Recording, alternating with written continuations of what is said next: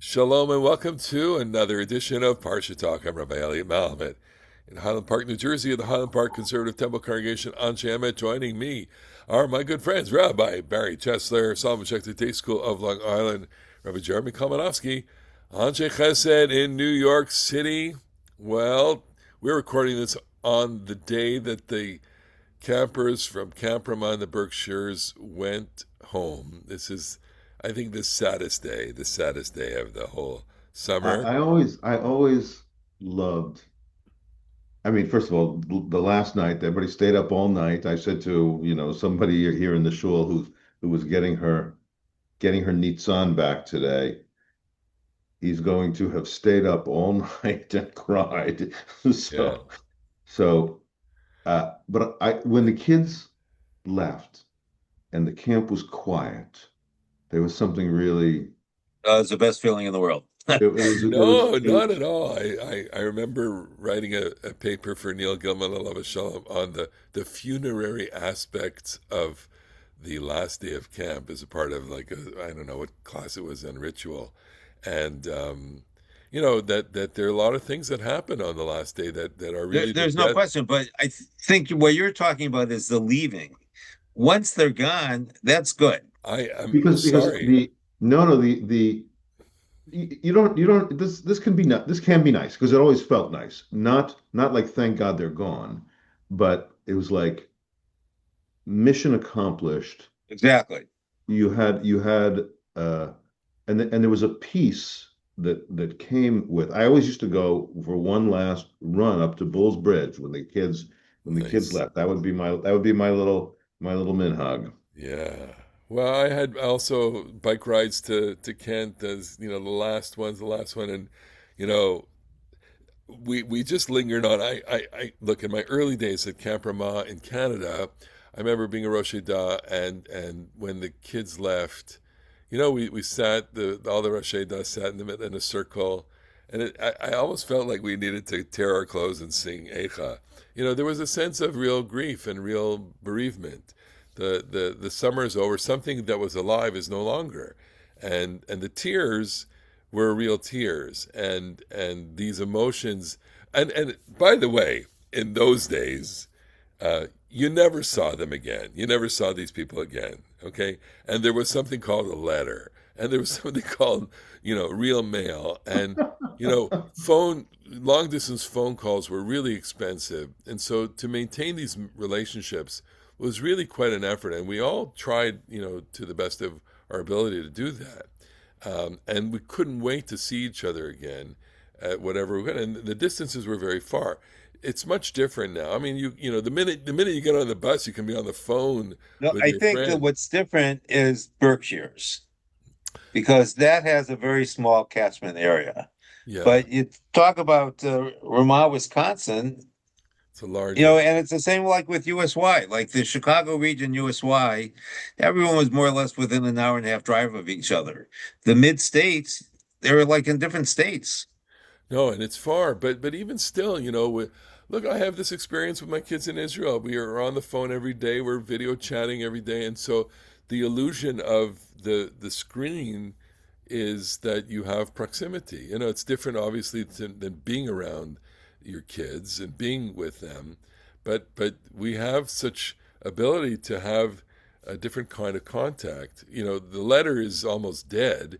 It used to be you waited for a piece of They're at mail. the dead letter office. Exactly. No, anyway, so we are extending our I don't want to say sympathy, empathy, love, embrace, Our comfort. comfort. Our comfort. Comfort is always welcome. Nacham. And I saw a lot of the Instagram videos, and there was a lot of fun there, a lot of joy, and we have a lot of memories, and they're very, very sweet, sweet, beautiful memories. The best parts of our lives, for sure, were at those years, those summers. We miss it a lot, and we are very grateful that the three of us can be on the Ramah network, the Ramah community. We're so grateful that they still put us up there on the Kol Ramah online. We all have our various catchments and audiences in our different orbits, but we thank Ramah, Camp Ramah in the Berkshires, for being the place where this started.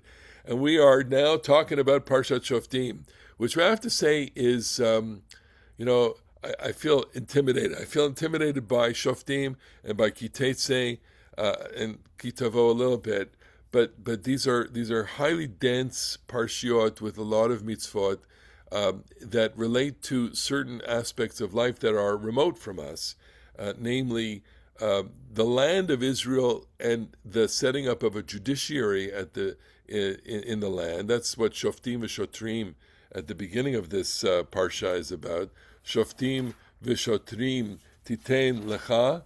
I'm going to turn to the right page here. Titen lecha b'chol sharecha. Okay, and with the proviso, or with the kind of punchline, tzedek tzedek tirdof, and leman tichye v'yarashta et haaretz asher Adonai Elohecha noten lach. You shall pursue justice, and justice you shall pursue.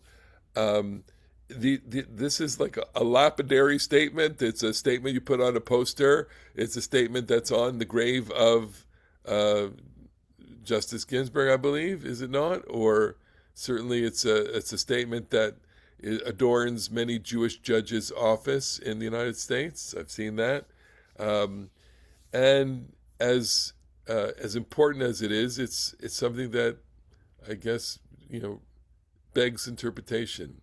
So I'm going to turn it over to one of my colleagues here to interpret. Go ahead, Yeah, Barry. well, go for it. What do you think it means? I have a very narrow reading of it. So Yeah. I don't know. I go back and forth. I think part of this is that justice has to be pursued by just means, that the ends do not justify the means. And if we look at the verses that come right before it, there are admonitions to judges about temptations that they might have in their judicial conduct that they have to reject. They're not allowed to show favoritism. They can't take bribes. And the interesting thing about taking bribes is that the Torah sees fit to give a reason for why a judge shouldn't take a bribe. And the reason the judge shouldn't take a bribe, at least according to the pasuk, is that because it blinds the eyes of the wise and distorts or perverts the words of the righteous. And I think that I heard once, I don't know, maybe it's in one of the Meforshim, that this is true even if the judge has no idea that taking the bribe will distort his judgment. The Torah is quite clear that any offering to a judge is not good.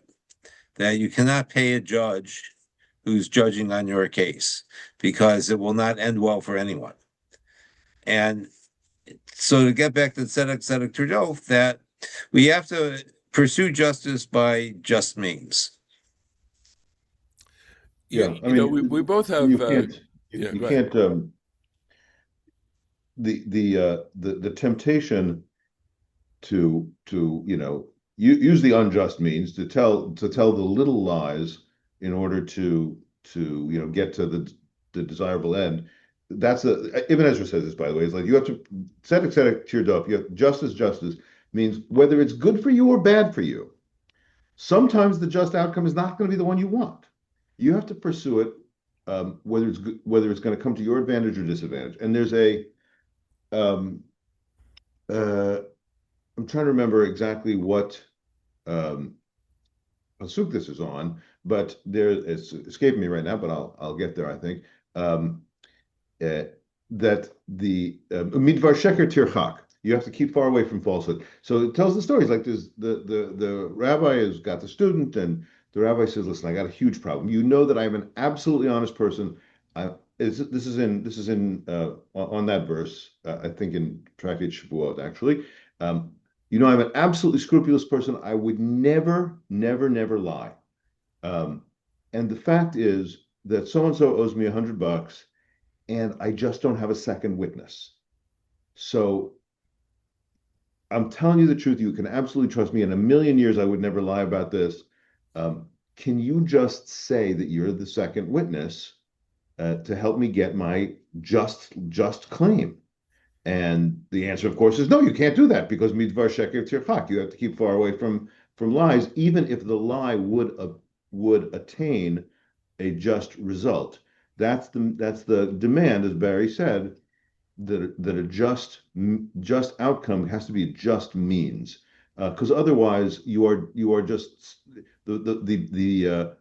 the bar is going to get a little lower and a little lower and a little lower and a little lower, and the standard for how scrupulously or unscrupulously you behave is just going to be, it's a race to the bottom. I'm thinking of this as we're speaking, and I'm thinking about I, you and I have congregants who are judges. I know in Anshe Chesed there are judges. I have one of the judges in my shul passed away a couple of years ago already, and I'm sure in the Schechter community there are people, certainly lawyers, but I don't know if there are judges. No, there have been judges as parents. So we've all had encounters with judges on a personal basis. And maybe in court, I've had to testify once or twice in the court. It's never a pleasant experience to do that. So we and of course we are. I'm a big fan of Perry Mason. I watch Perry Mason shows. I love watching those those classic formative television shows. And of course, he always wins. The judges, so there are He always lost three objections. cases. Right? He lost three cases. They're beautiful. They're beautifully done, and they're really classic. But it occurs to me that all three of us are engaged in judgment, and of course, every person at some point, if you're a parent, a teacher, or if you have some kind of authority, you're going to be engaged in kind of judgment. I mean, as a rabbi, I sometimes have to adjudicate cases of honor, right? Like a case where someone got assigned a haftorah, and another person had a claim to it as a chazaka, and it's a very painful kind of dispute where I've always done this, but someone assigned it, and it's always a clash. And how do you reconcile these claims? And it's usually in congregational settings. It's about honor, but there can be more serious allegations and things that need to be adjudicated in a congregation where in fact the rabbi has to be a kind of provisional judge. But also in a family, you're the parent. Your kids have a dispute. You took my thing. No, I did not. And claims come in, and you have to listen judiciously. Um, and I find sometimes, I mean, it hasn't happened, thank God, in recently, but in the deep past, I've always had to adjudicate cases between my kids, and you hope you get it right, and you know that you can make mistakes here, and you know that even when you tilt to one position over another, it comes at a tremendous cost because it will show favoritism maybe to one child, and the child that loses in the dispute feels that they haven't been heard or they haven't been acknowledged, and will kind of possess something. Over time it goes away, but kids do remember things. So I don't know if you have any other experiences with this or relate to it. I can certainly remember being a bunk counselor in Rosh Hashanah where you had to intervene and intercede when there were disputes among campers or even staff, about things like this. So So, justice. who is this verse actually addressed to? Is it to the judge or Exactly. to the individual Israelite? Well, So, yeah. it's not exactly clear. It's clear that the verse before is addressed to the judge. But when I was listening to you, what strikes me is that what happens in disputes a lot of times is that the parties to the dispute ask themselves, what's best for me? And perhaps what the Torah is trying to emphasize is that when you have a dispute, all the parties have to say, what is the just outcome? Not necessarily what's best for me. And if we focus on that, maybe we get a better degree of justice than if we're stuck in this idea that justice can only be me winning. I'm always guided by that the Rashi, which is based on Midrash and Talmud here, Echad Ladin v'Echad Pshara, that the two words, the repetition of tzedek, really indicate that there are two types of two vectors or two means of attaining justice. One is through compromise, and one is through a verdict. You're guilty, not guilty. You're right, you're wrong. I accept your claim. I reject your claim. Or we sit down and we negotiate. We arbitrate, a solution because both people have legal, legitimate claims. I don't know if you were going to add something there, Jeremy. Well, that's a classic debate in Tractate Sanhedrin. Some people say pshara, compromise, settling out of court, is the ultimate goal because it enables there to be peace. But some people say that pshara is just a lie. If I say you owe me $100 and you say I owe you zero, well, we both agree that you don't owe me 50, and yet if we settle out of court, that's using a lie, that's using something false to get to a decent result. And the argument there in the Talmud is, about the relative merit of those positions. And Moshe is portrayed as the person who says, no, like Yikov Hadin et Tahar, let the law pierce the mountain. It has to be it simply has to be true. And Aaron is portrayed as the person willing to bend the truth in order to, Ohev Shalom v'Rodef Shalom. He's portrayed as the person who makes it work in a fair way. So Chad Din Chad Pshara means when it says Tzedek Tzedek Tirdo, it would mean something like sometimes, probably situationally, sometimes you're going to need to insist on something which is just, which is simply correct or incorrect. But you also have to see, is it going to produce a better, harmonious, set of relationships? And so sometimes you might need to make that work out too. There's also again in Tractate Sanhedrin, there's a concept that's brought in that it's like sometimes there's a obvious fraud that's going on, like somebody's lying, and if somebody in Jewish, ancient Jewish law, what was the method by which you had evidence? You just had eyewitnesses testify, and sometimes you can tell that there's something going on here. Somebody's got something up their sleeve, and Tzedek Tirdop is portrayed as I think that it says it contrasts it to the verse in Leviticus, B'tzedek tishpot amitecha. Now it says Tzedek Tirdop. You have to take into account sometimes that there's a fraud going on, and you shouldn't let your method be powerless. You shouldn't let your commitment to the method of gathering evidence leave you powerless to respond to a fraud. You also have to make sure it comes out tzedek in the consequence. Can we talk about the verb rodef for a second? Chasing, pursuing, and that it occurs in this context of justice. It occurs also with shalom. You mentioned Aharon, so tzedek tirdof, Aharon, rodef shalom, or from Tehillim Bakeh Shalom v'Radfehu. And I always find the verb rodef to be to have in its kind of scope an inaccessible object, that justice recedes no matter how much you pursue it, and peace, you get closer to it, but it's always elusive to you. Right, but I think it also emphasizes that justice and peace are processes, not outcomes. There's a great song by Harry Chapin, many great songs by Harry Chapin, the late Harry Chapin, Greyhound, and one of the lines is, it's got to be the getting there, not the going, not the getting there, that's good. Yeah. That when we focus on the outcome only, sometimes we deprive ourselves of the lived experience that allows us to get to the outcome, and that should be what we focus on in our daily lives.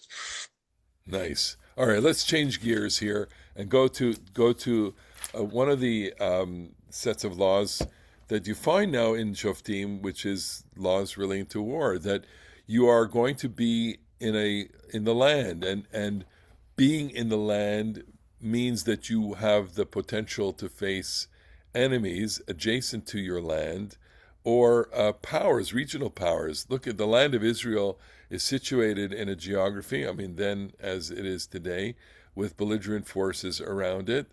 It's so interesting that the Torah really doesn't go into any details about the source of the conflict or any scenarios why there would be a conflict. There could be dozens of different reasons why conflicts emerge.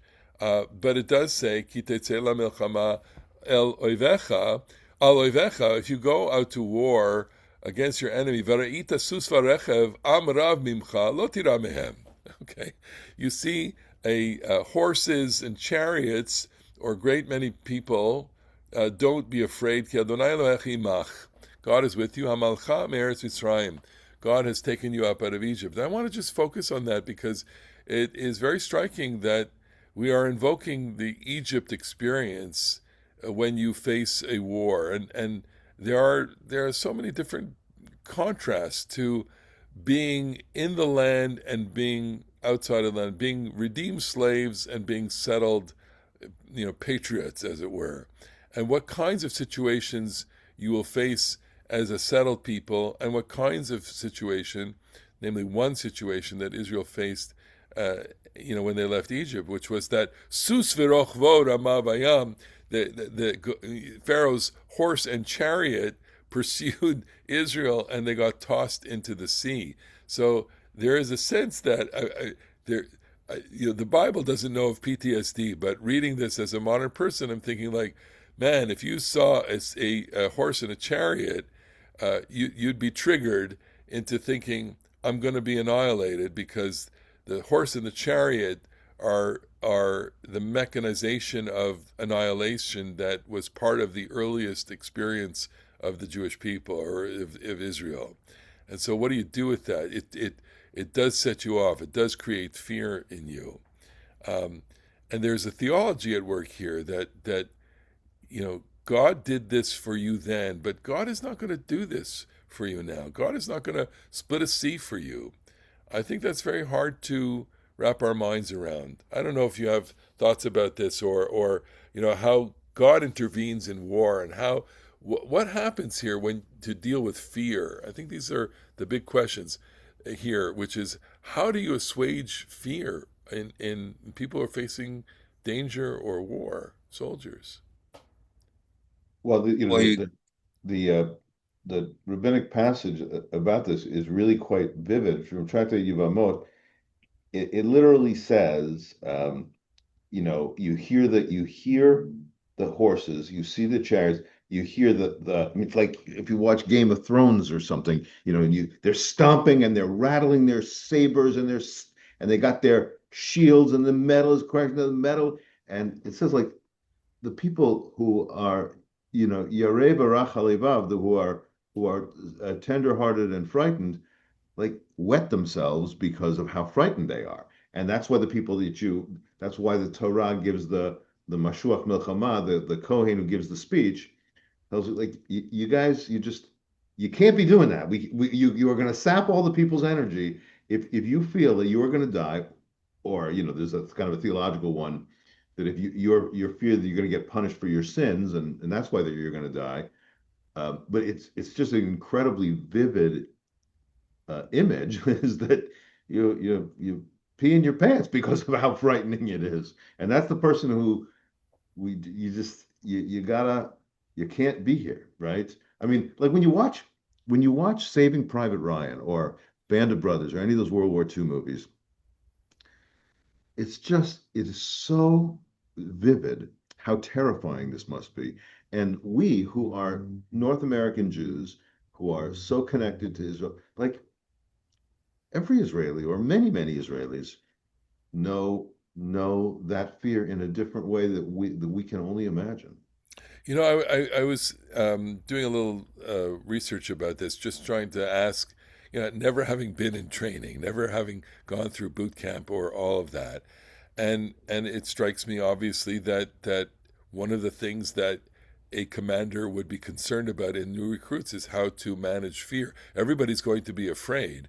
What do you do? So I just Googled this, and what came back was, there's a reason why recruits and basic training is all about drill, drill, drill, drill, drill, and not thinking, not having to process things, but just knowing here's what you do in this situation. You gotta, you see a man down, you gotta go, there are certain protocols for this. You have to think about this, so that it's the thinking through the drilled response that at least focuses your attention. You can also, of course, freeze in fear, and all those movies that you describe, I mean, those amazing scenes where, as they're crossing the channel in Saving Private Ryan, you see them shuddering and shivering with fear, and turning one way and getting shot. I mean, they're horrific things that And puking. happen.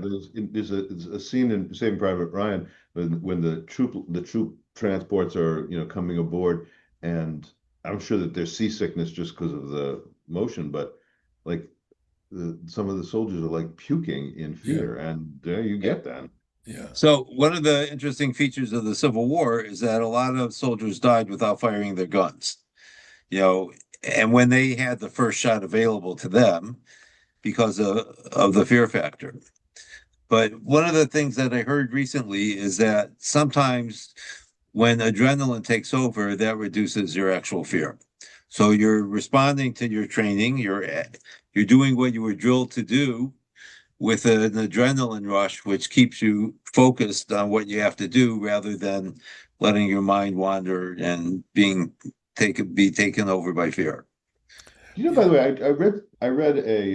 I was reading not that long ago, um, and I was kind of not, I was surprised about the takeaway from this, but Rav Chaim David Halevi was the chief rabbi of Tel Aviv in the 80s. I think he may have lived until the 90s. He was a Sephardic chief rabbi. He was in that kind of liberal school associated with Rav Meir Chai Uziel and Rav Adi Yosef in his own way, even though he was not such a liberal politically, was more so halakhically. Anyway, he had a sort of a tshuva about whether or not yeshiva students should have a draft exemption, and I was a little surprised because he was certainly a Zionist to that he did conclude that if you really are a very very very dedicated Torah student, not on the dodge, you're not just doing this to get out of it, that yes, the Torah students should in fact be exempt from having to go. But what the thing that is relevant to the story is he wrote in there, and I had never heard this, that when the guys who get the speech, who has engaged a woman but not married her, or has built a house but not dedicated but not built not dedicated, or planted the vineyard and not reaped its produce, they go back, but not to an exemption. They just go back not on the front. They go back to serve in the home front, um, as opposed to the the new groom who has the 1 year of Exemption. exemption. That person does not even have to serve on the home front. But these people are not given an exemption from, according to Rav Chaim David Halevi, and I'm sure he's got the source, which I just don't know what it is. Uh, that it's not like you no longer have to contribute to society. It's that your particular circumstance means that you won't your heart won't be in this, and so Yeah. you're just not going to be helpful. And so we'd rather have you cooking meals in the back. And you're going to affect everyone around you. I think there's a social contagion of fear that these individuals who are occupied and preoccupied with what's going on at home, or the threat that someone else is going to marry their wife or their betrothed, and all the other things that you mentioned, um, those will distract you. They are big distractions, you know. Um, So here we are. We are in a different context, in a different world here, and that's what I think, dipping into this parsha, gives us. It gives us a world that's going to be constructed in the land of Israel by the people that are entering the land of Israel. Thinking back to Moses, who is saying all these things as the people are organizing themselves and getting ready to enter the land, and thinking that this must be an abstraction to them, and yet it's like we want to go in already.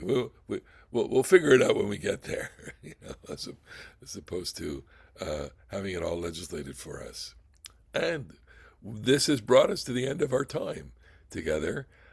We, of course, appreciate, honor, and thank everyone who watches us. We're growing by leaps and bounds over the last, I don't know how many years. We have expanded our viewership and listenership, by orders of magnitude. We're now up from 4 to 16 to who knows how many. But thank you, each and every one of you, and special thanks to people who write to us. We want to mention Yaakov Epstein, Danny Kaloff, my mom, and other people who are big fans of the Parsha Talk. Thank you for joining us. Thank you for watching and listening. Wishing everyone a beautiful Shabbat. To our camper friends and Machane Ramah people, we wish you comfort and sweet memories of a beautiful summer.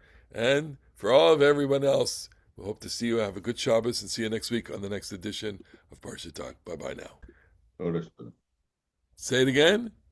Before we say Shabbat Shalom, we want to acknowledge Rosh Chodesh this Thursday and Friday, and say Chodesh Tov, and then Shabbat Shalom. Hello. And by the time we get to Shabbat, we're in the month of Elul. We'll be blowing the shofar. No. Bothering my congregational rabbi friends. Yes. Peace unto everyone. Amen, amen, amen. Shabbat